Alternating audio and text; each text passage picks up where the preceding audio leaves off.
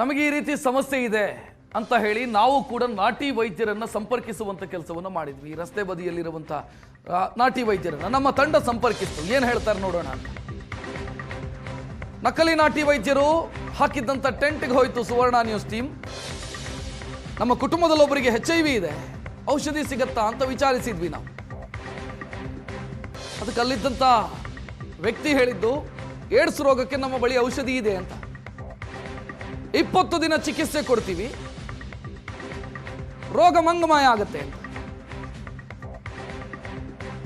5 ವರ್ಷ 10 ವರ್ಷದಿಂದ ಈ ಕಾಯಿಲೆಯಿಂದ ಬಳಲ್ತಾ ಇದ್ರು ಕೂಡ ನಾವು ಕೊಡುವಂತ ಔಷಧಿಯನ್ನು ಒಮ್ಮೆ ಸೇವಿಸಿದ್ರೆ ಸಾಕು, ಎಲ್ಲವೂ ಸರಿ ಹೋಗುತ್ತೆ. HIV-ಗೆ ಔಷಧಿ ಇದೆಯಾ ಅಂತ ಕೇಳಿದ್ರೆ ಅದೇನ್ರಿ ಮಹಾ, ನಮ್ಮ ಹತ್ರ ಇದೆ ಔಷಧಿ, 20 ದಿನ ತಗೊಳ್ಳಿ ಚಿಕಿತ್ಸೆ, ಎಲ್ಲವೂ ಸರಿ ಹೋಗುತ್ತೆ. ದೀರ್ಘಾವಧಿ ಆ ಸಮಸ್ಯೆಯಿಂದ ಬಳಲ್ತಾ ಇದ್ರು ಕೂಡ ನಾವು ಕೊಡುವಂತ ಔಷಧಿ 20 ದಿನದಲ್ಲಿ ಅದನ್ನು ಸರಿ ಮಾಡುತ್ತೆ ಅಂತ ಹೇಳ್ತಾನೆ.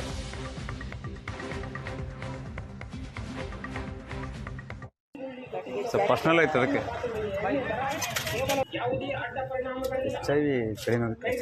HIV ಕಡೆ ಏಡ್ಸ್ ನಮ್ಮ ತಮ್ಮ ಮನೆ ಮನೆ ಗೊತ್ತಾಗಿತ್ತು ಅದು. ವಯಸ್ಸು ಎಷ್ಟು?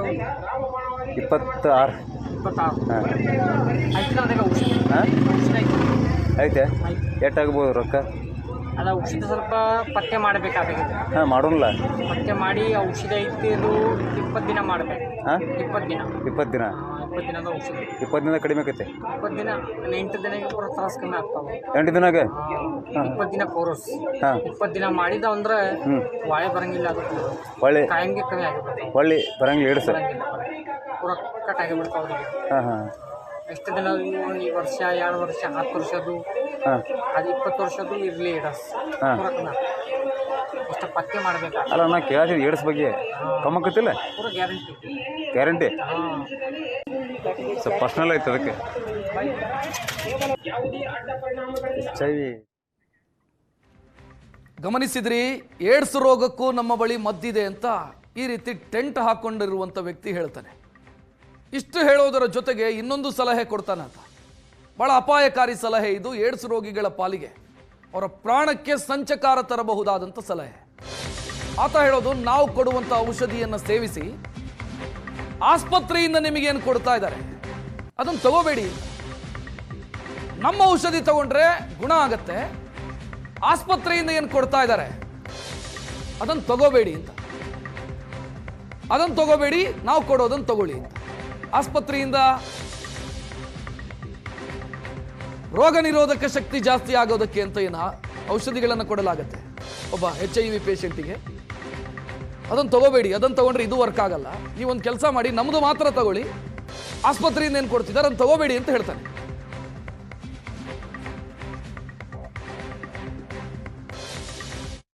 ನಾಳೆಗೆ ಅವ್ರು ಕರ್ಕೊಂಬರ್ಲಿ. ಅವ್ರು ಕರ್ಕೊಂಬರೋಕ್ಕೆ ಗರಜ್ ಇಲ್ಲ. ಇಲ್ಲ ನಂದೇನೆ ನಿಮ್ಮ ನಿಮ್ಗೆ ಮುಖಾಮುಖಿ ಮಾಡೀನಿ ಅಂದರೆ ನಾ ಅಲ್ಲೇ ನಾಳೆಗೆ ಅಡ್ವಾನ್ಸ್ ಕೊಟ್ಟರೆ ಅರ್ಧ ಔಷಧ ಹೋಗ್ಬಿಡ್ತೇವೆ. ನೀವು ಹೇಳಿರ್ತಿಲ್ಲ ಹಂಗೆ ಉಳಿದಿದ್ದೆ ಮತ್ತೆ 20 ದಿನ ಕೋರ್ಸ್ ಮಾಡ್ತೀವಿ. ಹೇಳೋದು ಅರ್ಧ ಔಷಧಿ ಬೇಕಂದ್ರೆ ಅರ್ಧ ಔಷಧಿ ರೆಡಿ ಮಾಡಿ ಕೊಡ್ತೀವಿ. ಇವತ್ತಾ ಈಗೆಲ್ಲ ನಾ ಡೈರೆಕ್ಟ್ ಬಿಗ್ರ ಮನೆಗೆ ಬಂದಿನ, ನಾಳೆ ಕರ್ಕೊಂಬರ್ತೀನಿ ನಮ್ಮ ತಮ್ಮ. ಇಲ್ಲೇ ಬಿಜಾಪುರದಾಗ ಇಲ್ಲೇ ಅದು ನೀವು ಫಾಸ್ಟ್ ಮೊದಲು ಹೇಳಿಲ್ಲ, ಅದು ಏಡ್ಸ್ ಕಡಿಮೆ ಆಗತ್ತಿಲ್ಪ, ಭಾಳ ಹಾಕಿ ದವಾಖಾನೆಗೆ ಗ್ಯಾರಂಟಿ ಕಮ್ಮಿ ಆಗ್ತದೆ. ನೀವು ಹೇಳಿ ಪ್ರಮಾಣ ಮಾಡೋ ಒಟ್ಟು ಕಮ್ಮಿ ಆಕತ್ತಂದಂಗೆ. ಇಲ್ಲಿ ನೋಡಿಲ್ಲ, ಮುಂಬೈಗೆ ಹೋಗಿ ತೋರ್ಸ್ಕೊಂಬಂದೀವಿ, ಕಮ್ಮಾಗಿಲ್ಲ. ಮುಂಬೈ ಯಾವ್ದು ಇಂಗ್ಲೀಷ್ ಮೆಡಿಸಿನ್ ಐತಿಲ್ಲ ಭಯ, ಇಂಗ್ಲೀಷ್ ಮೆಡಿಸಿನ್ಗೆ ಇಲಾಜಿಲ್ಲ, ಪ್ರಾಬ್ಲಮ್. ಹೌದಲ್ಲ, ಎಷ್ಟು ಭೀ ನೀವು ಲಕ್ಷ ಹಾಕೋ 2 ಲಕ್ಷ 10 ಲಕ್ಷ ಹಾಕಿದ್ರೆ ಇಲಾಜಿಲ್ಲ. ಮತ್ತು ಏಡ್ಸ್ ಆಯುರ್ವೇದಿಕ್ ಇಲಾಜಿಲ್ಲ. ಏಡ್ಸ್ ಹೋಗಂಗಿಲ್ಲ ತರಲ್ಲ ಹೋಗಿದೆ. ಹೋಗತ್ತೆ, ಅದು ಮಾಡೋದು ಇರ್ಬೇಕು ಮನುಷ್ಯ, ಪತ್ತೆ ಔಷಧಿ ಮಾಡೋದು ಇರ್ಬೇಕು. ಯಾವುದು ಭೀ ಪ್ರಾಬ್ಲಮ್ ದೊಡ್ಡ ಇಲ್ಲ ಅದಕ್ಕೆ. ಅದು ಏನಿಲ್ಲ, ಅದಕ್ಕೆ ಭೀ ದೊಡ್ಡ ಪ್ರಾಬ್ಲಮ್ ಐತಿಲ್ಲ, ಅದು ಭೀ ಚಲೋ ಮಾಡ್ತೀನಿ. ನಾಳೆಗೆ ಅವ್ರು ಕರ್ಕೊಂಬರ್ಲಿ. ಈತ ಹೇಳ್ತಾ ಇರೋದು, ರೋಡ್ ಸೈಡಲ್ಲಿ ಟೆಂಟ್ ಹಾಕ್ಕೊಂಡು ಆಸ್ಪತ್ರೆಯವರು ಕೊಡುವಂಥ ಔಷಧಿಯನ್ನು ತಗೋಬೇಡಿ, ಏಡ್ಸ್ ಕಾಯಿಲೆ ಇದ್ದರೆ, HIV ಇದ್ದರೆ. ಯಾಕಂತಂದರೆ ಆ ಔಷಧಿಯಿಂದ ಏನೂ ಆಗಲ್ಲ, ನಾವು ಕೊಡೋ ಔಷಧಿಯಿಂದ ನೀವು 20 ದಿನದಲ್ಲಿ ಗುಣ ಆಗ್ತೀರಿ. ಕಡಿಮೆ ಖರ್ಚಿಗೆ ನಾವು ಕೊಡ್ತೀವಿ. ವಿಜ್ಞಾನಕ್ಕೆ ಸವಾಲು ಹಾಕ್ತಾ ಇದ್ದಾರೆ ಇವರೆಲ್ಲ. ಕೇವಲ 1500 ರೂಪಾಯಿಗೆ ಚಿಕಿತ್ಸೆ ಕೊಡ್ತೀವಿ. 1500 ರೂಪಾಯಿ ಕೊಡಿ, 20 ದಿನ ಟ್ರೀಟ್ಮೆಂಟ್ ತಗೊಳ್ಳಿ, HIV ಗುಣಮುಖ ಆಗುತ್ತೆ. ಈ ಸಲಹೆಯನ್ನ ಟೆಂಟ್ ಹಾಕೊಂಡು ರಸ್ತೆ ಬದಿಯಲ್ಲಿ ಕೂತು ಕೊಡ್ತಾನೆ ಅದು.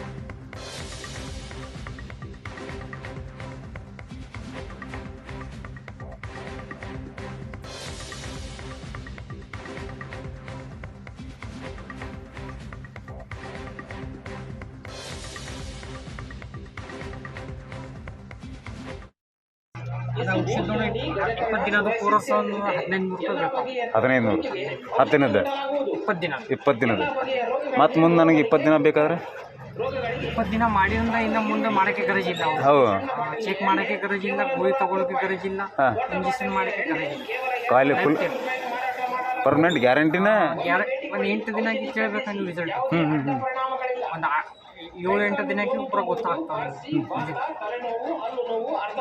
ಅಂದ್ರೆ ಮತ್ತೆ ಐತಿನ ಬದ್ನಿಕಾಯಿ, ಒಂದು ಬದ್ನಿಕಾಯಿ, ಮೀನು, ತತ್ತಿ, ಹುಣ್ಚಿಕಾಯಿ, ಅದು 4-5 ಐಟಮ್ ಬಂದ್ ಮಾಡಿ ಹೊಟ್ಟೆ ತಿನ್ಬಾರ್ದು. 20 ದಿನ ಹೊಟ್ಟೆ ಬಂದ್ ಮಾಡಿ ಹೊಟ್ಟೆ ಮಾಡಿದಂದ್ರೆ ಗ್ಯಾರಂಟಿ ಕಮ್ಮಿ ಆಗಿಬಿಡ್ತಾವೆ. 20 ದಿನದಾಗ ಕುಲ್ಲ ಆಕೈತಲ್ಲ, ಪುಣ್ಯ ಬರ್ತೈತೆ ತೊಗೊಂಬರ ನಿನಗೆ, ಗ್ಯಾರಂಟಿ ಕಮ್ಮಿ ಆಗುತ್ತೆ. ಒಂದು 8 ದಿನಕ್ಕೆ ನಿಮಗೆ ಗೊತ್ತಾಗಬೇಕಂತ ತ್ರಾಸ ಪೂರ ದಿನ ಪೂರ ಕಮ್ಮಿ ಆಗುತ್ತೆ. ಬರೋಬರ್. ಸಂಜೆಗೆ ಬೆಳಗ್ಗೆ 2 ಟೈಮ್ ತಗೋಬೇಕು. ಸಂಜೆ ಊಟ ಆದಮೇಲೆ ರೊಕ್ಕ ಹೋಗ್ಲಿ ಸಮಸ್ಯೆ ಇಲ್ಲ, ಒಟ್ಟು ನಮಗೆ ಕುಲ್ಲ ಆಗ್ಬೇಕದು ಗ್ಯಾರಂಟಿ ಕುಲ್ಲ ಒಂದು 20 ದಿನದಾಗ. ಇದರ ಜೊತೆಗೆ ಈತ ಇನ್ನೂ ಹಲವು ಸಲಹೆಗಳನ್ನು ಕೊಡ್ತಾನೆ. HIV ಪೀಡಿತ ರೋಗಿ ಬೇರೆಯವ್ರ ಜೊತೆ ಲೈಂಗಿಕ ಸಂಪರ್ಕವನ್ನು ಕೂಡ ಮಾಡಬಹುದು ಅಂತ ಸುವರ್ಣ ನ್ಯೂಸ್ ರಹಸ್ಯ ಕ್ಯಾಮೆರಾ ಎದುರು ಬಾಯಿ ಬಿಟ್ಟಿದ್ದಾನೆ ಈತ. ನೋಡೋದಕ್ಕೆ ಇವರು ಟೆಂಟ್ ಹಾಕೊಂಡು ಏನೋ ಮಾಡ್ತಿದ್ದಾರೆ ಅಂತ ಕಾಣಿಸಬಹುದು, ಆದರೆ ಇಡೀ ಊರಿನ ನೆಮ್ಮದಿ ಹಾಳು ಮಾಡ್ತಿದ್ದಾರೆ ಇವರು, ಆರೋಗ್ಯ ಹಾಳು ಮಾಡ್ತಿದ್ದಾರೆ. ಏಡ್ಸ್ ರೋಗಿ ಚಿಕಿತ್ಸೆ ಪಡಿಬಾರ್ದಂತೆ, ಇವ್ರ ಹತ್ರ ಚಿಕಿತ್ಸೆ ಪಡ್ಕೋಬೇಕಂತೆ, ಯಾರ ಜೊತೆ ಬೇಕಾದರೂ ಲೈಂಗಿಕ ಸಂಬಂಧ ಇಟ್ಕೊಳ್ಬಹುದಂತೆ ಈತ ಹೇಳ್ತಾ ಇರೋದು. ಅದಕ್ಕೆ ಹೇಳ್ತಾ ಇರೋದು ನಾವು ಆರೋಗ್ಯ ಸಚಿವರು ಒಮ್ಮೆ ಗಮನಿಸಬೇಕು ಇದರ ಬಗ್ಗೆ ಅಂತ. ನಮ್ಮ ಅಣ್ಣಂದ 26 ವರ್ಷ 20 ವಯಸ್ಸಿಗೆ ಲಗ್ನ ಆಗೈತೆ ಅವಂದ. ಈಗ ಅದು ಏಡ್ಸ್ ಬಂದತ್ಲ, ಅವ್ನ ಹೆಂಡತಿ ಜೊತೆ ಮುಕ್ಕೋಬೋದೇನೋ? ಮುಕ್ಕೋಬೋದ ಅವ್ನ ಹೆಂಡತಿ ಜೊತೆ ಮುಕ್ಕೋಬೋದನ? ಹಾಂ, ಮತ್ತು ಅಕ್ಕಿಗೆ ಹತ್ತಂದ್ರೆ ನಿಮ್ಮ ಔಷಧಿ ಹಂಗೆ ಇದು ಮಾಡಲ್ಲ, ಅಕ್ಕಿಗೆ ಹತ್ತಂಗಿಲ್ಲ, ಮುಕ್ಕೋಬೋದು ಆಕಿ ಜೋಡಿ? ಹಾಂ, ಸೆಕ್ಸ್ ಮಾಡ್ಬೋದು. ಹಾಂ, ನಡೀತಿದೆ ಹಂಗೆ ಮಾಡಿ. ಪ್ರಶ್ನೆ ಆರೋಗ್ಯ ಇಲಾಖೆಗೆ ಸಂಬಂಧಿಸಿ ಈ ರೀತಿಯ ಖದೀಮರ ವಿರುದ್ಧ, ಕಳ್ಳರ ವಿರುದ್ಧ ರಾಜ್ಯ ಸರ್ಕಾರ ಕ್ರಮ ಕೈಗೊಳ್ಳುತ್ತಾ ಅಂತ ಆರೋಗ್ಯ ಸಚಿವ UT ಖಾದರ್ ಅವರು ಒಂದು ಸ್ಪಷ್ಟ ಸೂಚನೆಯನ್ನ, ನಿರ್ದೇಶನೆಯನ್ನ ಕೊಡಬೇಕಾಗಿದೆ. ಹಿಂದೊಮ್ಮೆ ಬೆಂಗಳೂರಲ್ಲೂ ಇದೇ ರೀತಿಯಾಗಿತ್ತು. ಯಾರೋ ಲೈಂಗಿಕ ಸಮಸ್ಯೆ ಇದೆ ಅಂತ ಹೋದಂಥ ವ್ಯಕ್ತಿಯನ್ನ 10-20 ಲಕ್ಷ ಲೂಟಿ ಮಾಡಿ ಆತನ ಆರೋಗ್ಯವನ್ನೇ ಹಾಳು ಮಾಡಾಕಿದ್ರು. ತನ್ನ ಕಿಡ್ನಿ ಎಲ್ಲ ಹೋಗಿತ್ತು. ಬೆಂಗಳೂರಲ್ಲಿ ಕೆಂಗೇರಿ ಸಮೀಪ ಆದಂತಹ ಇನ್ಸಿಡೆಂಟ್. ಅದಾದ ನಂತರ ಇವರು ಟೆಂಟು ಬೇರೆ ಕಡೆಗೆ ಹೋಗಿದೆ. 1 ತಿಂಗಳು 2 ತಿಂಗಳು ಒಂದು ಕಡೆ ಇದ್ದು ಮತ್ತೆ ಮತ್ತೊಂದು ಕಡೆಗೆ ಹೋಗ್ತಾರೆ. ಇವರು ಮಾಡಿರುವಂಥ ಅನಾಹುತ ಎಷ್ಟು ದೊಡ್ಡ ಮಟ್ಟದಲ್ಲಿ ಇರುತ್ತೆ ಅಂತ ಲೆಕ್ಕ ಹಾಕೋದಕ್ಕೆ ಸಾಧ್ಯ ಇಲ್ಲ. ಈತ ಹೇಳ್ತಾನೆ ಯಾರ ಜೊತೆ ಬೇಕಾದ್ರೂ ಲೈಂಗಿಕ ಸಂಬಂಧ ಇಟ್ಕೋಬಹುದು. ಔಷಧಿ ಆಸ್ಪತ್ರೆಯಲ್ಲಿ ಕೊಟ್ಟಿದ್ದನ್ನು ತಗೋಬೇಡಿ, 20 ದಿನ ನಾವು ಕೊಟ್ಟಿದ್ದನ್ನು ತಗೊಳ್ಳಿ ಅಂತ ಟೆಸ್ಟ್ ಮಾಡಿಸೋದಕ್ಕೆ ಹೋಗಬೇಡಿ ಅಂತ. ಟೆಸ್ಟೇ ಮಾಡಿಸಬೇಡಿ, ನೀವು HIV ಟೆಸ್ಟೇ ಮಾಡಿಸಬೇಡಿ, ನಿಮಗೆ ಏನೂ ಆಗಿರಲ್ಲ, 20 ದಿನ ಔಷಧಿ ತಗೊಳ್ಳಿ, ಆ ನಂತರ ಬೇಕಾದಂಗೆ ಜೀವಿಸಿ ಅಂತ. ಸೊ ಇವ್ರು ಸೃಷ್ಟಿ ಮಾಡುವಂಥ ಅನಾಹುತ ಎಷ್ಟರ ಮಟ್ಟಿಗೆ ಸಮಾಜಕ್ಕೆ ಎಫೆಕ್ಟ್ ಆಗುತ್ತೆ ಅನ್ನೋದನ್ನು ಯೋಚನೆ ಮಾಡಬೇಕಾಗಿದೆ. ನಮಗೆ ಸಿಂಪಲ್ ಆಗಿ ಕಾಣಬಹುದು, ಯಾರೋ ಹೊಟ್ಟೆಪಾಡಿಗಾಗಿ ಏನೋ ಮಾಡ್ತಿದ್ದಾರೆ ಅಂತ. ಇದು ಹೊಟ್ಟೆಪಾಡಿನ ವಿಚಾರ ಅಲ್ಲ, ಇದು ಇಡೀ ಸಮಾಜದ ಆರೋಗ್ಯವನ್ನು ಹಾಳು ಮಾಡುವಂಥ ಕೆಲಸ ಇವ್ರು ಮಾಡ್ತಾ ಇದ್ದಾರೆ. ಬಡ ರೋಗಿಗಳು ಇಂಥವರನ್ನು ನಂಬ್ಕೊಂಡು ಮೋಸ ಹೋಗೋದಲ್ಲದೆ ಇಡೀ ಸಮಾಜದ ಆರೋಗ್ಯ ಹಾಳಾಗ್ತಾ ಇದೆ. ಇದರಿಂದ ಆರೋಗ್ಯ ಇಲಾಖೆ ಯೋಚನೆ ಮಾಡಬೇಕಾಗಿದೆ ಇಂಥ ವಿಚಾರದಲ್ಲಿ. ಈ ಜಗತ್ತಿನ ತುಂಬ ಟ್ರೀಟ್ಮೆಂಟನ್ನು ಪರಿಣಾಮಕಾರಿಯಾಗಿ ಇದನ್ನು ಮಾಡಿದರೂ ಸಹಿತ ಅದನ್ನು ಹತೋಟಿಗೆ ತರಲಿಕ್ಕೆ ಸಾಧ್ಯತೆ ಐತೆ, ಹೊರತಾಗಿ ಅದನ್ನು ಸಂಪೂರ್ಣವಾಗಿ ಅದನ್ನು ಫುಲ್ಲ HIV ಇಲ್ಲ ಅನ್ನುವಂಥ ಸ್ಥಿತಿಯೊಳಗೆ ಯಾವುದೇ ಮೆಡಿಸಿನ್ 20 ದಿನದೊಳಗೆ ಆರಾಮ ಮಾಡಿದೆ, 20 ದಿನದೊಳಗೆ ಪೂರ್ತಿ ಕ್ಲಿಯರ್ ಆಗಿದೆ ಸರ್, ಇದು ನೀವು ಮಾತ್ರೆಗಳನ್ನ ಬಿಟ್ಬಿಡಿ, ART ಮಾತ್ರೆಗಳನ್ನ ಬಿಟ್ಬಿಡಿ ಅಂತ ಹೇಳ್ತಾರೆ. ಅದನ್ನೇ ಸರ್, ನಾನು ಸುವರ್ಣ ನ್ಯೂಸ್ಗೆ ದಯವಿಟ್ಟು ಇದು ಭಾಳ ಉತ್ತಮವಾದಂಥ ಕಾರ್ಯ. ನಾನು ಒಬ್ಬ ಹಿರಿಯ ಆಪ್ತ ಸಮಾಲೋಚಕನಾಗಿ ನಿಮ್ಮಲ್ಲಿ ವಿನಂತಿ ಮಾಡೋದಿಷ್ಟೇ, ಅವರಿಗೆ ಭಾಳ ದೊಡ್ಡ ಪನಿಷ್ಮೆಂಟ್ ಆಗ್ಬೇಕು ಸರ್. ಇದು ಭಯೋತ್ಪಾದಕರಂತ ಕರಿತೀವಿ ಸರ್. ಯಾರ ಗುಂಡು ಹಾಕೋರು ಅಥವಾ ಅವ್ರು ಯಾರ್ಯಾರ ಇದನ್ನು ಮಾಡೋರಲ್ಲ, ಜನರಲ್ಲಿ ಭಯ ಹುಟ್ಟಿಸುವಂಥವ್ರು ಯಾರೇ ಇರಲಿ ಅವರೆಲ್ಲರೂ ಕೂಡ ಭಯೋತ್ಪಾದಕರು ಸರ್. ನಾವು ಇಲ್ಲಿ ಆಪ್ತ ಸಮಾಲೋಚನೆಗೆ ಬಂದಾಗ ಪ್ರತಿಯೊಬ್ಬರಿಗೂ ಕೂಡ ನಂಬಿಕೆ ಹುಟ್ಟಿಸ್ತೀವಿ, ಬದುಕಲಿಕ್ಕೆ ಅವರಿಗೆ ಆಶಾಕಿರಣವಾಗಿ ಕೆಲಸ ಮಾಡ್ತೀವಿ. ಇಡೀ ಟೀಮು, ಇಡೀ ದೇಶದ ತುಂಬ ನ್ಯಾಕೋ ಮತ್ತು ಕೆಸಾಪ್ಸ್ ಅಡಿಯಲ್ಲಿ ನಡೆಯುವಂಥ ಕೆಲಸಗಳಿಗೆ ನುರಿತ ವೈದ್ಯರು ಮತ್ತು ಕೌನ್ಸಿಲರು ಮತ್ತು ಇನ್ನುಳಿದ ಸಿಬ್ಬಂದಿಗಳನ್ನು ತೆಗೆದುಕೊಂಡು ಅವ್ರಿಗೆ ಯಾರಿಗೂ ಕೂಡ ನಾವು ಎಂದೂ ಕೂಡ ಔಷಧಿ ಕೊಟ್ಟರೆ ವಾಸಿ ಆಗ್ತದೆ ಸರ್, ಎಲ್ಲೂ ಇಲ್ಲ ಸರ್. ಇಲ್ಲಿವರೆಗೂ ಯಾವುದೇ ನೆಗೆಟಿವ್ ಬಂದಂಥ ಉದಾಹರಣೆ ಎಲ್ಲೂ ಇಲ್ಲ ಸರ್. ಅದು ಒಂದು ನಾವು ಇದರ ಸ್ಪಷ್ಟಪಡಿಸ್ತೀನಿ. ಇದನ್ನು ಯಾವ ರೀತಿ ಅವ್ರು ದುರುಪಯೋಗ ಪಡ್ಕೊಂಡಾರಂದ್ರೆ TND ಅಂತೀವಿ ನಾವು. HIV ಸೋಂಕಿತರಿಗೆ ವೈರಸ್ಸನ್ನು ಟೆಸ್ಟ್ ಮಾಡಿದಾಗ TND ಲೆವೆಲ್ ಬಂದಾಗ ಅವ್ರು ಎಲ್ಲರೂ ಹೊರಗಡೆ ಪ್ರೈವೇಟ್ HIV ಟೆಸ್ಟ್ ಮಾಡಿದರೆ ನೆಗೆಟಿವ್ ಅಂತ ತೋರಿಸುತ್ತೆ. ಆದರೆ ಅವ್ರು ಯಾರೂ ನೆಗೆಟಿವ್ ಇರೋಲ್ಲ. PCR ಟೆಸ್ಟ್ ಮಾಡಿದರೆ ಅವರಿಗೆ ಕಂಪ್ಲೀಟಾಗಿ ಆ ರಿಪೋರ್ಟ್ ಗೊತ್ತಾಗುತ್ತೆ. ಯಾರೇ ಡೋಂಗಿ ವೈದ್ಯರು ನೆಗೆಟಿವ್ ಮಾಡ್ತೀವಿ ಅಂದವ್ರಿಗೆ ಅವ್ರಿಗೆ ಚಾಲೆಂಜ್ ಮಾಡ್ತೀನಿ.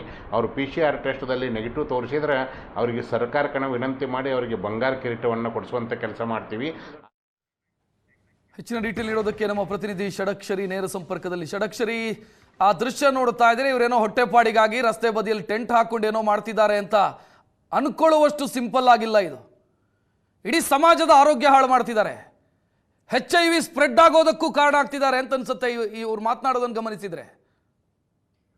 ಎಸ್ ರಕ್ಷತ್, ಈ ಡೋಂಗಿ ವೈದ್ಯರು ಏನಿದ್ದಾರೆ ನೇರವಾಗಿ HIV ರೋಗಿಗಳನ್ನ ಸಾವಿನ ದವಡೆಗೆ ಸಿಲುಕಿಸ್ತಾ ಇದ್ದಾರೆ.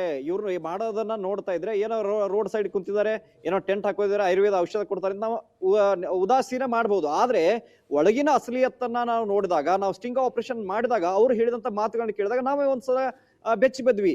ಈ ವಿಚಾರಗಳನ್ನ ART ಕೇಂದ್ರದವ್ರಿಗೆ ಹೇಳಿದ್ರೆ ಅವರು ಸಹ ಏನಿದ್ದಾರೆ ಒಂದು ಕ್ಷಣ ಭಯ ಬಿದ್ರು. ಸರ್, ಇದು ನೇರವಾಗಿ ಒಂದು ಹತ್ಯೆ ಮಾಡುವಂತ ಕೆಲಸವನ್ನು ಅವ್ರು ಮಾಡ್ತಾ ಇದ್ದಾರೆ. ಯಾಕಂತ ಕೇಳಿದ್ರೆ ಏಡ್ಸ್ ರೋಗವನ್ನ ಹೋಗಲಾಡಿಸೋದಕ್ಕೆ, HIV ಅನ್ನು ಹೋಗಲಾಡಿಸೋದಕ್ಕೆ ಸರ್ಕಾರ ಎಷ್ಟೋ ವರ್ಷಗಳಿಂದ ಪ್ರಯತ್ನವನ್ನ ಮಾಡ್ತಾ ಇದೆ. ಸಂಪೂರ್ಣ ಹೋಗಲಾಡಿಸೋದಕ್ಕೆ ಸಾಧ್ಯ ಇಲ್ಲ, ಕೇವಲ ಇದನ್ನ ಕಂಟ್ರೋಲ್ ತರಬಹುದು ಅಷ್ಟೇ.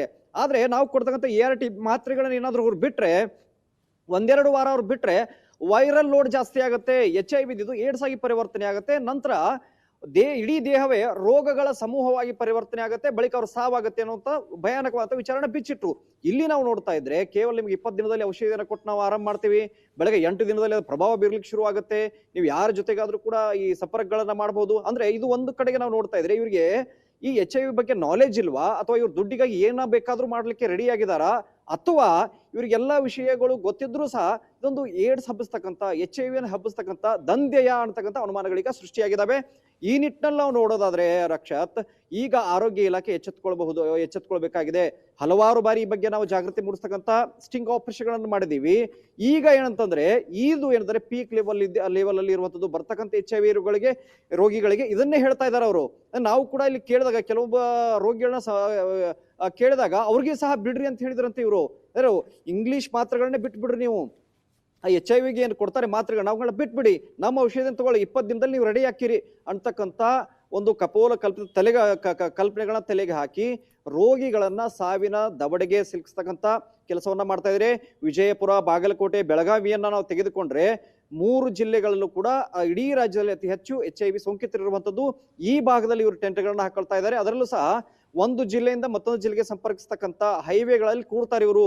ಅಲ್ಲಿ ಬರ್ತಕ್ಕಂಥ ರೋಗಿಗಳನ್ನ ಯಾಮಾರಿಸ್ತಕ್ಕಂಥ ಕೆಲಸ, ಅವರನ್ನ ಸಾವಿನ ದವಡೆಗೆ ಸಿಲುಕಿಸ್ತಕ್ಕಂಥ ಕೆಲಸವನ್ನ ಮಾಡ್ತಾ ಇದ್ದಾರೆ. ಇವರ ವಿರುದ್ಧ ಏನಾದರೂ ದೊಡ್ಡ ಮಟ್ಟಿನ ಕಾರ್ಯಾಚರಣೆ ಆಗಬೇಕಾಗುತ್ತೆ. ಕೇವಲ ವಿಜಯಪುರದ ಕಥೆಯನ್ನ ಮಾತ್ರ ಹೇಳ್ತಾ ಇಲ್ಲ, ಬಾಗಲಕೋಟೆ ಆಗಿರ್ಬೋದು, ಬೆಳಗಾವಿ ಆಗಿರ್ಬೋದು, ರಾಜ್ಯದ ಮೂಲೆಗಳಲ್ಲಿ ಆಗಿರ್ಬೋದು, ಈ ರೀತಿ ನಕಲಿ ಡೋಂಗಿಗಳೇನಿದ್ದಾರೆ, ಈ ಡೋಂಗಿ ವೈದ್ಯರೇನಿದ್ದಾರೆ, ಇಂಥವ್ರ ವಿರುದ್ಧ ಕ್ರಮಗಳಾಗಬೇಕಾಗಿದೆ. ಕೊಡ್ತಕ್ಕಂಥ ಔಷಧಿಗಳು ಯಾವ್ದಕ್ಕೆಲ್ಲ ಔಷಧಿ ಕೊಡ್ತಾ ಇದ್ದಾರೆ ಅನ್ನೋಂಥದ್ದು ಅಲ್ಲಿನ ಒಳಗಡೆ ಎಂಟ್ರಿ ಕೊಡುವಾಗ ತಲೆನೋವು, ಕಾಲು ನೋವು, ಬೆನ್ನು ಅಂತ ಹೇಳ್ತಾರೆ ಅವರು. ಆದ್ರೆ ನಾವು ಯಾವಾಗ HIV ಪ್ರಸ್ತಾಪವನ್ನ ಮಾಡ್ತೀವಿ ಎಲ್ಲವೂ ಕೂಡ ಇವರು ಪ್ರಕಾಂಡ ಪಂಡಿತರು ಆ ರೋಗದಲ್ಲಿ ಅನ್ನೋ ರೀತಿಯಲ್ಲಿ ಮಾತನಾಡ್ತಾರೆ.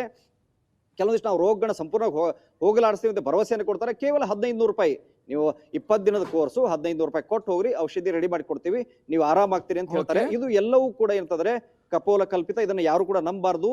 ಇದು ಏನಂದ್ರೆ ಒಂದು ಕಡೆಗೆ ಭಯೋತ್ಪಾದನೆ ರೀತಿಯಲ್ಲಿ ರವಿ ಕಿತ್ತೂರ್ ಅವರು ಹೇಳ್ತಾ ಇದ್ರು, ಅದೇ ರೀತಿಯಾದಂತಹ ಕೃತ್ಯ ಇದು. ಇದರ ವಿರುದ್ಧ ಕಠಿಣವಾದ ಕ್ರಮ ಆಗಬೇಕಾಗಿದೆ. ರಕ್ಷಾ, ಥ್ಯಾಂಕ್ ಯು ಷಡಕ್ಷರಿ ಮಾಹಿತಿಗೆ.